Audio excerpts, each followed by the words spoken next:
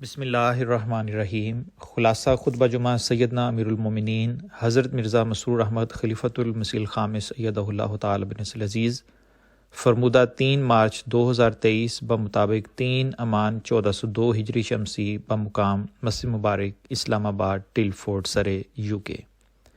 امیر المومنین حضرت خلیفۃ المسیح الخامس ایدہ اللہ تعالی بنصر العزیز نے مورخہ 3 مارچ 2023 کو مسجد مبارک اسلام آباد ٹل فورٹ UK میں خطبہ جمعہ ارشاد فرمایا، جو مسلم ٹیلی ویژن احمدیہ کے توسط سے پوری دنیا میں نشر کیا گیا۔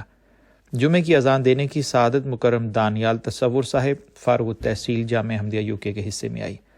تشہد تعوذ اور سورۃ الفاتحہ کی تلاوت کے بعد حضور انور ایدہ اللہ تعالی بنصر العزیز نے فرمایا، حضرت مسیح موعود علیہ السلام نے قرآن کریم کی جو معرفت ہمیں عطا فرمائی ہے، یا اپنی کتب اور ارشادات میں اس معرفت کو سمجھنے اور اس پر عمل کرنے کے جو طریق بیان فرمائے ہیں، وہ میں نے پچھلے خطبات میں کچھ بیان کیے ہیں۔ قرآن کریم جو معرفت کا خزانہ ہمیں دیتا ہے، حقیقت میں یہی ہے جو بندے کو خدا سے ملاتا ہے۔ اس کے علاوہ خدا کو پانے کا کوئی طریق نہیں ہے۔ حضرت مسیح موعود علیہ السلام اپنے ایک شعر میں فرماتے ہیں، قرآن خدا نما ہے، خدا کا کلام ہے، بے اس کے معرفت کا چمن تمام ہے۔ بس یہ وہ نقطہ ہے جسے ہمیشہ ہمیں اپنے سامنے رکھنا چاہیے۔ اگر ہم خدا تعالیٰ کا قرب اور اس کی رضا چاہتے ہیں، اگر اپنی دنیا اور آخرت سنوارنا چاہتے ہیں، تو ہمیں یہ باتیں یاد رکھنی چاہیے۔ یہ بات بھی پیش نظر رکھنی چاہیے کہ قرآن کریم کی معرفت سے فائدہ اٹھانے کے لیے بھی خدا تعالیٰ کے بھیجے ہوئے رہنما کی ضرورت ہے، جو اس زمانے میں حضرت صلی اللہ علیہ وسلم کے غلام صادق حضرت مسیح موعود علیہ السلام ہیں۔ آپ علیہ السلام نے قرآن کریم کے مختلف پہلوؤں پر جس گہرائی سے روشنی ڈالی ہے اور اس کے حسن سے آگاہ فرمایا ہے، اس حوالے سے گزشتہ 2 خطبات میں نے کچھ بیان کیا تھا۔ یہ سلسلہ ابھی جاری ہے اور اس بارے میں کافی مواد ابھی بیان کرنے والا ہے۔ آج بھی اس سلسلے کو جاری رکھتے ہوئے میں حضرت مسیح موعود علیہ السلام کے ارشادات کی روشنی میں قرآن کریم کی خصوصیات، مقام اور اہمیت کا ذکر کروں گا۔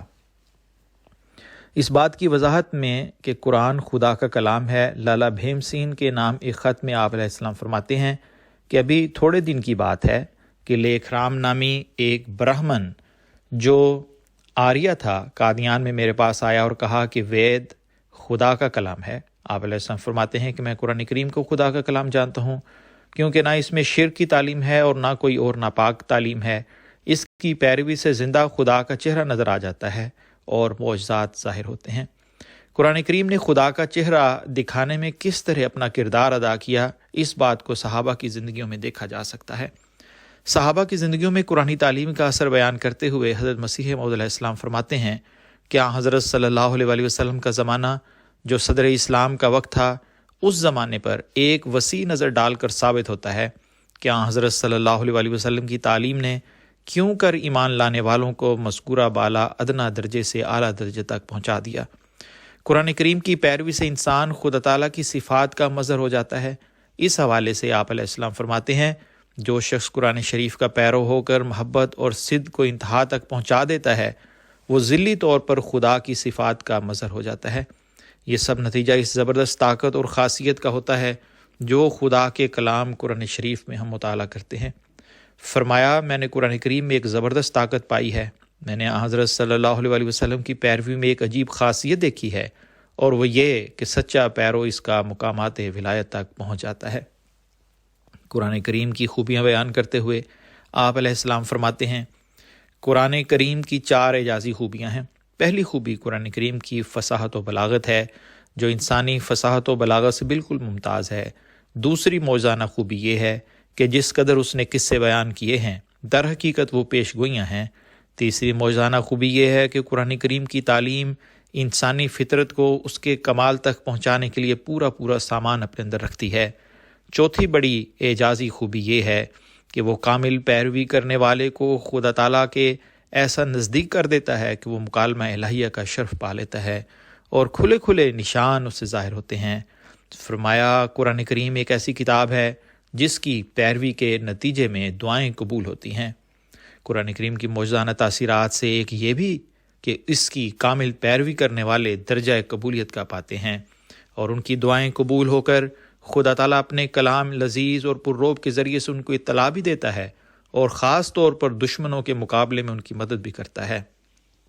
قرآن کریم کی تاثیرات کے متعلق حضور علیہ السلام فرماتے ہیں، خدا کی عظمت اور ہیبت کا وہ یقین چاہیے جو غفلت کے پردوں کو پاش پاش کر دے اور بدن پر ایک لرزہ ڈال دے اور موت کو قریب کر کے دکھلاوے، اور ایسا خوف دل پر غالب کرے جس سے تمام تار و پود نفس امارہ کے ٹوٹ جاویں اور انسان ایک غیبی ہاتھ سے خدا کی طرف کھینچا جائے اور اس کا دل اس یقین سے بھر جائے کہ در حقیقت خدا موجود ہے جو بے باک مجرم کو بے سزا نہیں چھوڑتا۔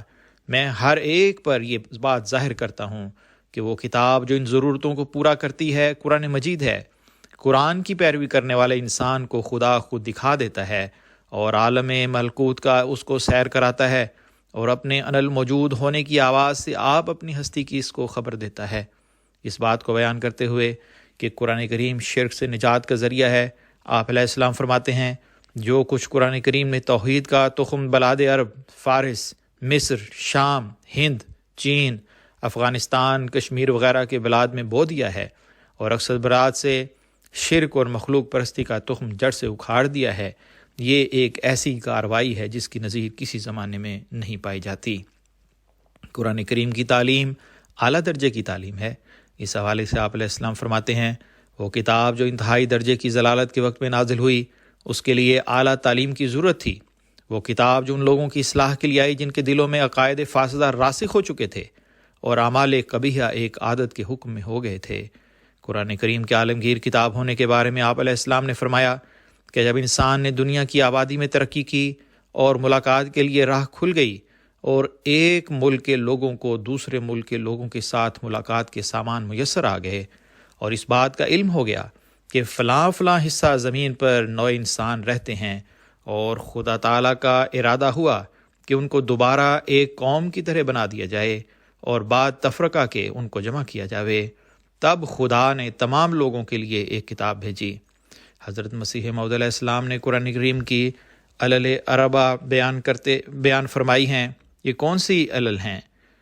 پہلے علت فاعلی، یعنی اس کو کرنے والا کون ہے اور اس کی وجوہات کیا ہیں۔ دوسری علت صوری، یعنی ظاہری اور عملی وجوہات اس کی کیا ہیں۔ علت مادی، یعنی اس کا مادی فائدہ کیا ہے۔ علت غائی، یعنی ان سب کی بنیادی وجہ اور مقصد کیا ہے۔ علت فاعلی کی نسبت فرمایا الف لام میم انا اللہ عالم، یعنی میں خدا سب سے زیادہ جاننے والا ہوں۔ علت مادی ذالک الکتاب، یعنی یہ کتاب خدا تعالیٰ کی طرف سے آئی ہے جو سب سے زیادہ علم رکھتا ہے، اس پر عمل کر کے حقیقی فوائد حاصل کیے جا سکتے ہیں۔ علت صوری لا ریب فیہ، یعنی اس کتاب کی خوبی اور کمال یہ ہے کہ اس میں کسی قسم کا شک و شبہ ہی نہیں ہے، جو بات ہے وہ مستحکم اور جو دعویٰ ہے وہ مدلل اور روشن ہے۔ اس کتاب کی علت غائی ہدی للمتقین ہے، یعنی اس کتاب کا مقصد یہ ہے کہ متقیوں کو ہدایت کرے۔ حضور انور نے فرمایا کہ آج کل کے نام نہاد علماء نے قرآن کی لازوال تعلیم کو ایسے رنگ میں پیش کیا ہے کہ مخالفوں کو اس پر الٹا اعتراض کرنے کا موقع مل گیا ہے۔ آج یہ ہم احمدیوں کا کام ہے کہ اپنے اندر تقویٰ پیدا کرتے ہوئے اس تعلیم کی خوبیوں کو اپنے قول و فعل سے ثابت کریں، دنیا کو بتائیں کہ قرآن کریم ہی تمام بیماریوں کا علاج ہے۔ اللہ تعالیٰ ہمیں تقویٰ پر چلتے ہوئے اس پر عمل کرنے کی توفیق عطا فرمائے، آمین۔ خطبے کے آخر میں حضور انور نے بنگلہ دیش، پاکستان، برکینا فاسو اور الجزائر کے احمدیوں کے متعلق دعا کی تحریک فرمائی۔ تفصیل کے لیے درج ذیل لنک ملاحظہ فرمائیں www.alfazl.com۔ الفضل انٹرنیشنل، مورخہ 7 مارچ 2023، بروز منگل، صفحہ نمبر 5، آواز رضوان احمد افضل۔